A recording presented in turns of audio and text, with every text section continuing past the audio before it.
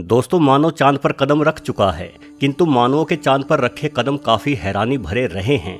आज से 50 वर्ष पूर्व जब हमारे भारी भरकम टेलीविजन सेट वर्तमान में हमारी जेब में रखे स्मार्टफोन से भी कम फीचर रखते थे, तकनीकी रूप से इंसानों का ज्ञान बेहद ही सीमित था, तब वर्ष 1969 में नासा लगातार 2 बार इंसानों को चांद पर पहुंचाता है, एक बार जुलाई में और दूसरी बार नवंबर में। मानो पहली बार में नासा का कोई सामान चांद पर छूट गया हो, जिसे लेने सिर्फ 4 महीने बाद ही नासा ने दोबारा इंसानों को चांद पर पहुंचा दिया। सिर्फ यही नहीं, वर्ष 1972 आते आते मात्र 4 सालों के अंतर पर नासा ने लगातार 6 बार इंसानों को चांद पर भेजकर इतिहास रच दिया। इतनी जल्दी चांद पर जाने के कारण पूरे विश्व के वैज्ञानिकों की आंखों में चमक आ गई। चांद पर मानव बस्तियां बसाने की या वहां खनन करने की बातें होने लगी। लेकिन फिर अचानक ऐसा क्या हुआ कि चांद पर जाने की चाहत विश्व के सभी देशों ने एकदम से त्याग दी। कहा जाता है कि नील आर्मस्ट्रॉन्ग और बज एल्ड्रिन जब चंद्रमा की सतह पर घूम रहे थे, तब कुछ समय के लिए उनका प्रसारण जानबूझकर रोक दिया गया था। वो कुछ कहना चाहते थे, लेकिन उनकी आवाज़ भी काट दी गई थी। जानकारों का कहना है कि चांद पर अनेकों टावर हैं, जिनकी ऊंचाई 2000 से 2500 मीटर तक है। आर्मस्ट्रॉन्ग और एल्ड्रिन ने किसी ऐसे ही टावर को देखा था। ये जानकारी आम जन से छुपाई गई। ये टावर एलियंस ने कई हजार साल पहले पृथ्वी पर नजर रखने के लिए बनाए थे। फिलहाल ये टावर वीरान पड़े हैं। इन टावरों के बारे में अधिक जानकारी जुटाने के लिए ही नासा ने जल्दी इंसानों को चांद पर भेजा। लेकिन जब आखिरी बार इंसान चांद पर गया तो वहां एलियंस आ धमके और उन्होंने इंसानों को वहां से चले जाने की चेतावनी दे दी, साथ ही कभी वापस ना आने के लिए भी कह दिया। नील आर्मस्ट्रॉन्ग ने खुद एक इंटरव्यू में कहा था कि अंतरिक्ष में उनके यान का पीछा किसी बेहद एडवांस टेक्नोलॉजी वाले यूएफओ द्वारा किया गया था। चांद पर अजीबोगरीब रहस्यमय संगीत बजने की आवाज़ को भी कई चंद्र यात्रियों ने सुना है। हालांकि नासा ने कभी इस बारे में आधिकारिक बयान जारी नहीं किया, लेकिन चांद पर गए कई यात्रियों ने इस बात को स्वीकार किया है कि चांद पर एलियंस आते रहते हैं और चांद पर एलियंस का अपना बेस भी है। एलियंस थ्योरी पर काम करने वालों का कहना है कि चांद अंदर से खोखला है, क्योंकि चांद की सतह के नीचे एलियंस ने अपना अड्डा बनाया हुआ है। अब सच्चाई चाहे जो भी हो, लेकिन एलियंस होते हैं, इस बात से तो इनकार नहीं किया जा सकता। और चांद पर वापस लौटने में कोई ना कोई समस्या तो जरूर है, क्योंकि आज से 50 साल पहले अगर हम चांद पर पहुंच जाने में सक्षम हो चुके थे, तो अब तक तो हमने विज्ञान में बेहद अधिक तरक्की कर ली है।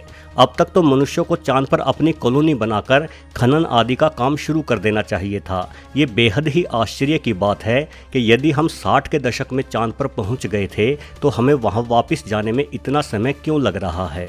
पिछले साल नेशनल स्पेस काउंसिल की एक बैठक में नासा के प्रवक्ता ने कहा था कि इंसान को दोबारा फिर से चांद पर भेजा जाएगा, लेकिन इसकी तैयारी करने में अभी समय लगेगा। शायद हम 2028 तक चांद पर फिर से पहुंच जाएंगे। उनका ये बयान सवाल खड़े करता है। जब हम दशकों पहले कई बार लगातार चांद पर जा चुके हैं, तो अब हमें तैयारी के लिए इतना लंबा वक्त क्यों चाहिए। विज्ञान पहले की तुलना में आगे बढ़ा है या पीछे हटा है। दोस्तों, अमेरिका के नील आर्मस्ट्रॉन्ग चंद्रमा पर अपना पैर रखने वाले पहले पृथ्वीवासी थे।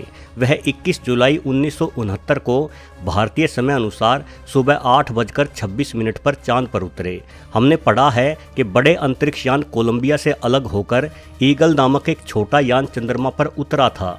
सबसे पहले नील आर्मस्ट्रॉन्ग ही बाहर निकले, किंतु नील आर्मस्ट्रॉन्ग के चांद पर कदम रखने से पहले ही इंसानों की कोई और निशानी चांद पर मौजूद थी। असल में खुद के उतरने से पहले आर्मस्ट्रॉन्ग ने गांठ मारकर बांधी हुई एक प्लास्टिक की थैली चंद्रमा पर फेंकी थी। इस थैली में आर्मस्ट्रॉन्ग और उनके सहयात्रियों का मलमूत्र और उड़ान के दौरान की खाने पीने की सामग्रियों से बचा हुआ कचरा था। देखा जाए तो इंसानों से पहले इंसानों के कूड़े ने चांद पर अपनी उपस्थिति दर्शाई थी। आर्मस्ट्रॉन्ग के थैली फेंकने से करीब 10 साल पहले लूना 2 नामक रूसी यान चांद से टकराकर ध्वस्त हो गया था। उस यान का कचरा भी चांद पर चारों ओर बिखरा पड़ा होगा। संभवतः यह कूड़ा आज भी ज्यों का त्यों ही पड़ा होगा, क्योंकि चांद पर कोई वातावरण नहीं है, ना ही वहां बारिश होती है, इसलिए सारा कूड़ा बिना सड़े गले आज भी वैसे का वैसा ही पड़ा होगा। रूसी यान के नष्ट होने से लेकर आज तक हम लगातार चांद पर कूड़ा फैला रहे हैं। नासा का अनुमान है कि चंद्रमा पर भले ही कोई नहीं रहता, पर वहाँ 190 टन मनुष्य निर्मित कचरा यहाँ वहाँ बिखरा पड़ा है। यानी अगर चांद के कूड़े को इकट्ठा किया जाए तो करीब 10 बड़े ट्रकों की आवश्यकता पड़ेगी। वहीं दूसरी तरफ नासा कह रहा है कि चांद पर किसी प्रकार का जीवन नहीं पनप सकता। चांद एक वीरानी और बंजर जमीन है। ऐसा कोई कारण नहीं है जिसके बल पर कहा जा सके कि चांद पर जाना मानवों के लिए हितकारी है। यही वजह है कि नासा का चांद से मोह भंग हो गया है। तो फिर नासा हमें बताए कि अमेरिका और बाकी देश लगातार चांद पर यान क्यों भेज रहे हैं। जब वहां जाना बेकार है और वैज्ञानिकों का चांद से मोह भंग हो चुका है तो क्यों चांद पर लगातार कूड़ा फैलाया जा रहा है। आखिर बंजर चांद पर ऐसा कौन सा राज है जिसे जानने के लिए हम समय समय पर चांद पर यान भेजते रहे हैं। दोस्तों, इसमें कोई शक नहीं कि चांद का धरातल बेहद ही रहस्यमयी है। माना जाता है कि अतीत में किसी अंतरिक्ष पिंड के टकराने से धरती के 2 टुकड़े हो गए थे। इन दोनों टुकड़ों में से एक छोटे टुकड़े को ही आज हम चंद्रमा के नाम से जानते हैं। यानी चांद धरती के बाद बना है और चांद और पृथ्वी का धरातल भी एक समान ही होना चाहिए। लेकिन हालिया वैज्ञानिक जांचों के अनुसार चांद धरती से भी ज़्यादा पुराना पिंड है। जब चंद्रमा की मिट्टी से मिले तत्वों की जांच की गई तो इसे अंदाजन 530 करोड़ साल पुराना माना गया, जबकि हमारी धरती महज 450 करोड़ साल ही पुरानी है। चांद का धरातल भी पृथ्वी की तुलना में अलग है। 20 नवंबर 1969 को जब अपोलो मिशन के दौरान वैज्ञानिकों की टीम ने एक लूनर मॉडल को चांद पर छोड़ा तो उस मॉडल के टकराने से चांद पर भूकंप जैसी स्थिति बन गई थी और चांद की धरती करीब 1 घंटे तक किसी घंटे के समान कंपन और आवाज़ करती रही थी। ऐसा तभी संभव है जब चांद की सतह किसी धातु से बनी हो और अंदर से चांद खोखला हो। चांद पर पाए जाने वाले पत्थरों में भी भारी मात्रा में यूरेनियम और नेपच्यूनियम जैसे एलिमेंट पाए गए हैं। धरती पर ये एलिमेंट कम से कम पत्थरों में तो नहीं पाए जाते। इन एलिमेंट्स का प्रयोग स्पेसशिप की बाहरी सतह पर किया जाता है ताकि स्पेसशिप अधिक तापमान और दबाव को सह सके। तो क्या चांद भी एक स्पेसशिप ही है?